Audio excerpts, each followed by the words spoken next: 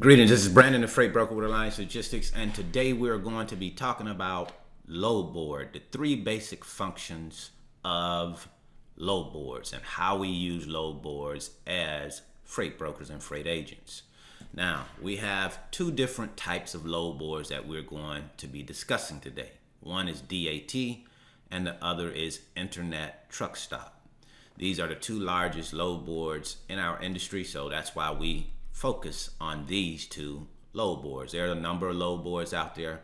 You can of course use whatever load board that you think is best for you. I like DAT and Truckstop. Okay, with that said, we're going to go into Truckstop and explore it and find out how we use it. Okay, if you can see here, there's home, searching, posting, decision tools, my products, and other services across the top here. And what we're going to be doing right now is posting loads, searching for trucks, and we're also going to talk about establishing rate. Now, what happens is we have a shipper, and that shipper has given us a load to bid on.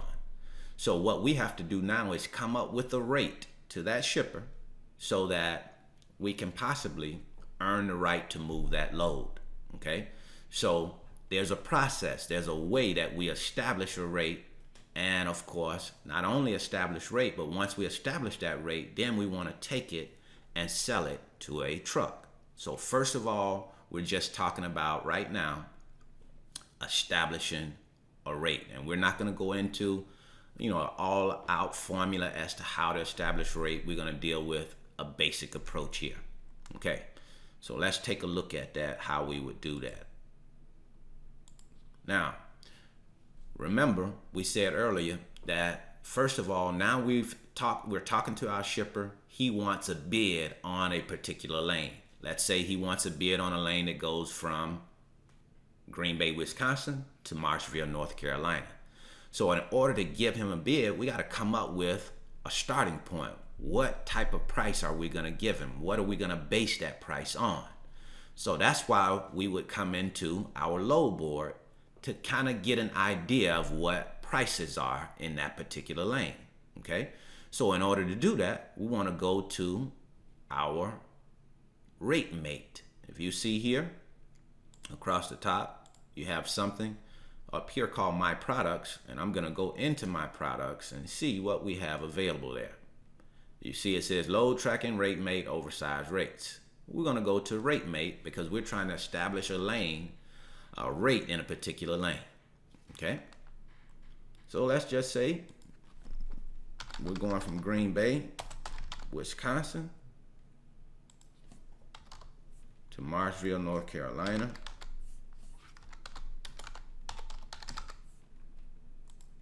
And we're going to see equipment type over here, and we're going to click the drop down arrow, and it's going to give us the option of refrigerator. Then we have another button here after we've already gotten our origin, city and state, our destination city and state, and the type of equipment that we're going to be using. We're going to click find rates. Okay, now when we click find rates, it's going to come up and show us what the rate is in that particular lane, or the average rate, the median rate. Now, anytime we're dealing with average or median rates, that means there are a number of loads that move in that particular lane for higher than this cost, and there are a number that move lower than this cost. So we cannot depend solely on this when we are establishing a rate, but it's going to give us a starting point. Okay, so as you can see here, it shows me in this particular lane, Green Bay, Wisconsin to Marshville, North Carolina, last 7 days, 15 days, 30 days, so forth and so on. Okay, so I would take a look at this in order to have a starting point when it comes to establishing my rate. You can look over here. It also is going to give you some rate index, rate trending, the fuel cost, show you what your fuel surcharge is, and all of that good stuff. But we're going to stick with the basics here, and it shows us for the last 7 days, average total rate is three grand. Okay, that's at 936 miles, so that's about $3 per mile. Average rate to truck, $3.27 a mile. Average rate to shipper, $3.99 a mile. So basically what we're saying here is showing that the average rate to the shipper is $4,000. Okay. Now, of course, if you just use what the average rate to the shipper is, we're talking average. So if you go back to your shipper at $4,000, it's very likely you may not get that load. So you want to do more intense research than just looking at what the average costs are in those lanes. You want to know what it is that you can move that load for, and the best way to do that is to talk to trucks. Although this is a good start. This is called Rate Mate, and it's going to give you an idea of what that particular lane is going for. In this case, it says the average rate to the shipper is $3.99, average rate to the truck is $3.27. Okay, let's contrast that. Let's look over in DAT and see what kind of rate is posted in DAT. How do we do that? Okay, remember, we are simply trying to gather a rate now. So we're going to go up here at the top, just like we did on Truckstop, and see what we have up here. Home, post, search, alarms, tools. We're going to go into tools because what we're looking for is to find out what that particular lane is costing on average to get it moved. So we have a market rates here. So we're going to click on market rates because, again, we're trying to establish a rate for that particular lane. Now, when we establish that rate, then we'll go back to our shipper with the cost. Okay, so it says equipment type. Again, we're looking for reefers. Origin, we're going to say Marshville, North Carolina. And we're going to go to, we're going to go to cut. We're going to put that in destination because that's where we're going, and we're going to go from Green Bay, Wisconsin. So we're going to start off, origin is Green Bay, going to Marshville, North Carolina, and it's a reefer. We're going to click search. Now, when we click search, it is going to come up and show us what the average cost is in that particular lane. And in this case, it breaks it down. It gives us an average line haul rate, then it comes and shows us what the fuel surcharge is, and then it gives us a total rate. So the total rate in this particular lane is going to be $3.15 according to DAT. Okay, so now we have something to work with. We have something to contrast. We got $3.15 per mile at 1,000 miles in DAT, and we have $3.99 a mile to the shipper. Now, if you over here, this $3.15 is to the carrier. Let me show you how that goes. I use van there. Let's knock that out of there. We're not dealing with a van. Let's go with reefers. Okay. As you can see, vans are going to cost less than reefers. Reefers require fuel for the truck and fuel for the reefer. So it's a different rate. So $3.15 to the truck in this particular instance is what DAT is saying. So at the very least, now we have a starting point to come up with a rate to go back to your shipper with. Okay, so you're going to have to do some calling around to your carriers to find out how true those numbers are. They may be close, they could be a little bit far off, or they might be something that you can work with. But a lot of times you have to remember that's an average rate. So many trucks are going to be higher than that, so many trucks are going to be lower than that. So that's simply a starting point. So that's basic function number one, establishing a freight rate. You want to use a load board to get some idea of what loads have been moving for in that lane. And that'll help you establish a rate going back to your shipper. Again, you cannot just depend solely on that because it's only a median or average rate. So that's basic function number one. Now that we have a price for that particular lane, we would take that price back to the shipper. The shipper gives you authority to move that particular load. Okay, so now what you want to do is you have that load. Now it's time to sell that load to a carrier. What you want to do is go into posting because you're going to want to post a load so that your carriers can see it and call you and start to negotiate on it. Okay, same thing in Truckstop, but we're going to deal with DAT first. So across the top here, I want to get the highlighter, make sure you can see it. Home, post, search. We're going to deal with posting now because we're posting a load onto the load board so that carriers can see it and call to negotiate. Okay, so let's deal with that same lane. Picking up today, it's a reefer trailer. It's going to pick up in Green Bay, Wisconsin. It's going to go to Marshville, North Carolina. We're looking for, it's a full truck, 53-foot trailer, and 40,000 pounds with one load. Now, if you see here, you have the option of putting in a rate. I would suggest putting in a rate because usually you're going to get more calls on loads that you put rates in, especially if it's a tight capacity lane. You're going to want to put in a price, in my experience, because you're going to get more calls on it. No price, it's slower about calling, especially when it's tight capacity. Again, you have the comments here, and you can put a comment here. I would usually put in the comment section special requirements, or if there is temperature, let's say a temperature of -10, I'll just put temperature -10. Because some trucks cannot get down to -10. So you don't want trucks calling you that can't even get to -10 as far as the temp is concerned. So if you wanted to put a reference number, you can put a reference number. You might have 15 or 20 loads, and the trucker will call you and say, hey, I'm calling about reference number 100. And you'll look at your sheet, you'll see 100 is your Green Bay to Marshville, North Carolina lane. Okay, so we have all of that information in. Now we would simply click post, and we would post that load to the database so that your carriers can see it. You also have the option of here how many days you want to post for. You can post 1, 2, 3 days. We'll just put it for 1 day for right now, and we're going to say post.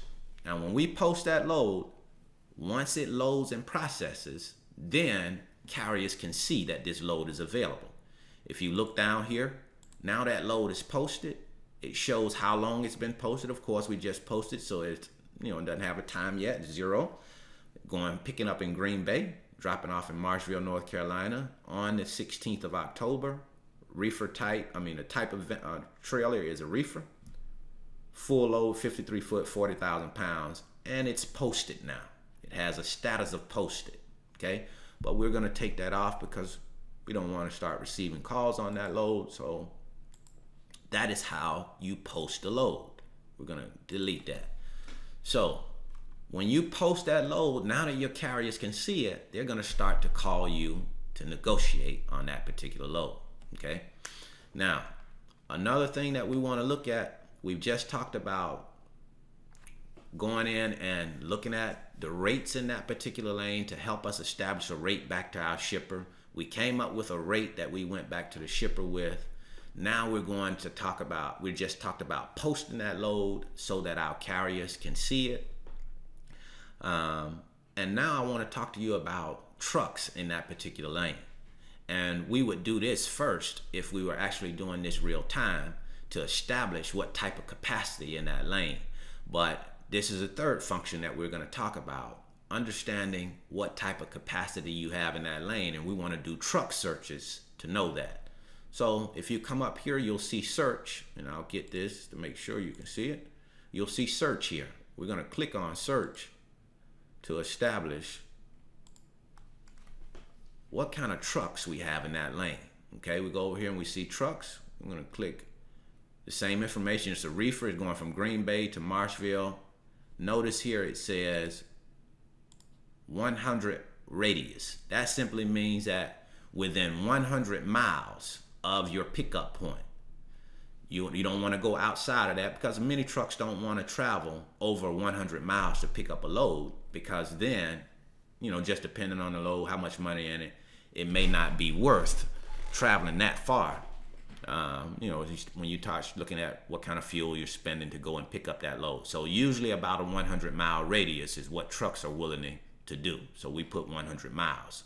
So now what this is going to do when I click search over here is it's going to show me all of the lanes, all of the trucks that are in that particular lane. Now, The more trucks that are available in that lane, the better chance I have of selling that particular lane at the price that I want to sell it at. Because if you have tight capacity, trucks have the power. So we want to look at that. Let's go in here in this lane and look at what type of capacity are we dealing with. And we're going to do it from today to tomorrow, 10/16 to 10/17. Click search. And it's going to show up and come up and show us what we have to choose from in that lane in DAT. And as you can see here, we don't have very many options. So that means that the truck is going to have the power when it comes to negotiating in this lane, because he knows, just like you know, that you don't have a lot of options when it comes to trucks. So the price goes up. As you can see here, it says in this particular market is showing 286 is about average to the truck. Okay, on your broker spot rate. Reefer Green Bay to Charlotte, $2.86. Okay, now with that said, I come down and look here and I say, okay, well, I don't have many trucks to choose from, so that $2.86 is more than likely out of the window, because truckers know that you don't have very many options, so the price is going to go up. Okay, so be mindful of that when you're establishing a rate. One of the first things that you want to check is what type of capacity do you have available, because it's going to affect your rate. Okay, so what we have talked about so far is we've talked about posting loads, we've talked about searching for trucks, and we have talked about establishing a rate. Those are the three basic functions of a load board. Many times you hear freight brokers, new freight brokers saying, hey, I'll go on a load board to find loads. Well, yeah, you can do that, but we first must understand that most of the loads that are posted here are posted by brokers. So as a broker, I wouldn't want to go on a load board to get a load. I go straight to the shipper. Because if you go to a broker, then of course, the price has already been stepped on. The broker put it there, so his commission has already been taken from that price. So I don't want to go to a broker. I want to go to a shipper direct. Because I am a broker. You are a broker, so don't go to a broker to get loads. As a broker, you go to a shipper. Okay? So load boards are used for posting your loads, searching for trucks, establishing freight rates. We can do that in Truckstop as well. We'll go through one and show you how it would work in Truckstop. Posting loads the same way. We'll post a load from point A to point B, and simply over here, if you see, I'll get the spotlight. If you go to posting, you just click on posting here and you would post that load just like we did in DAT. And we'll give you a quick scenario here. Posting loads, you click on loads and you'll post this load to Internet Truckstop. And when you post that load, of course, all of the truckers that are subscribed to Internet Truckstop will see this load when it posts in this particular lane. Okay, so let's say we're going to go to new post here and we're going to post this load just like we did on DAT. All right, it's taking a minute to load here, but as soon as it loads up, we'll plug that information in and we'll show the difference in posting on Truckstop and DAT.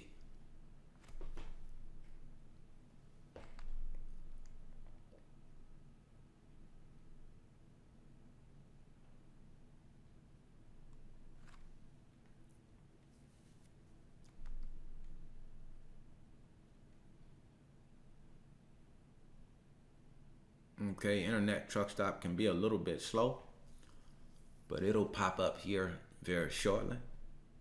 And we'll go through and show you how you post this load. So remember, this is a single load posting. You can do single load postings and multiple load postings on Internet Truckstop. So we'll do a single load posting. We're going from Green Bay, Wisconsin, to Marshville, North Carolina.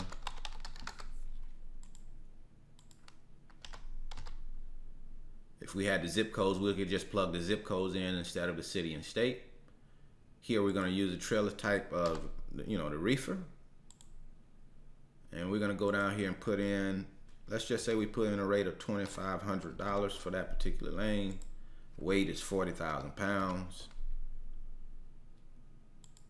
Pickup date, we'll call the pickup date today. You just click on that calendar there and your pickup date will pop open. 10/16. It's going to pick up at 0800. And delivery date of 2 days later, because we're dealing with 1,000 miles from Green Bay, Wisconsin to Marshville, North Carolina. So we'll have a 2-day transit time. So we're going to pick up at 8 o'clock on the 16th and deliver on the 18th at 8:08 in the morning. You can put the distance, you can put the miles here. That's usually on the truck. He knows what the distance is, or if he doesn't, he'll figure that out. And all of this other information, you can put this information in if you have it. It is not necessarily required. You can put in what it is that you want. If you got any special information, special requirements, you can put it in. I usually put temp and any other special information I have. In this case, we'll just use the temperature, -10. And down here, we can post and close or simply post. Okay, so I'm just gonna post that so that you can see how it looks when it posts. Your post has been added, so I'm gonna click out that so we can go over here and see it, what it looks like when we post it. We're gonna go over here to posted loads, and this will allow for us to see what load has actually been posted, what we have available. So once this loads up, it's gonna come down and show us a load that is gonna go from Green Bay, Wisconsin to Marshville, North Carolina, and it's gonna have a rate in there, pickup date, all of the details on that load. Cell is refrigerated. Now a carrier can see that load and call us to discuss the details.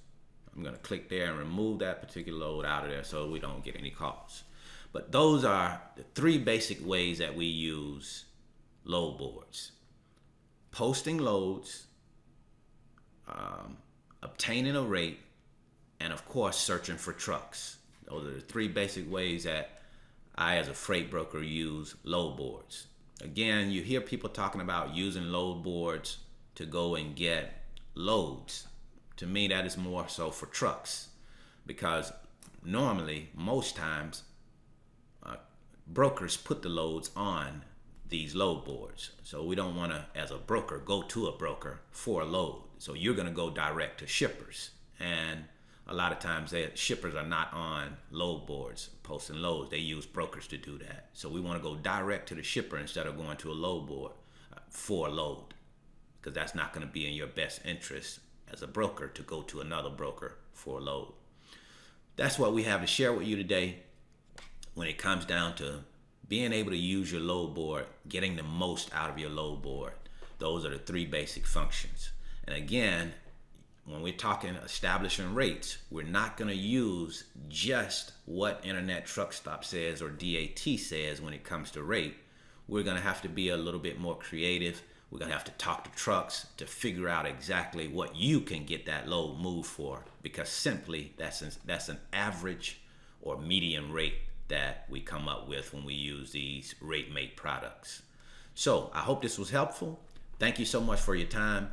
If you are interested in the freight broker industry, you are looking to come on as an agent with an established freight broker, certainly we would be interested in talking with you if that's something that you want to do. Give us a call, 470-427-2711, extension 101, or go to our website, www.training.alliancelogistics.net. Again, that's www.training.alliancelogistics.net, training.alliancelogistics.net. If you have any questions, you want to talk about how you want to approach the industry, we can definitely set up an appointment and talk about what it is that you want to do, where you are in your business, what you want to do as far as training, how you see your business moving forward, and how we can assist you with doing so. So again, thank you so much for viewing the video. If this has been helpful, click the like button and share it with your network. Certainly would appreciate it. And we want to thank you again for spending some time with us today. Have a great day. Have an even better tomorrow. Thank you.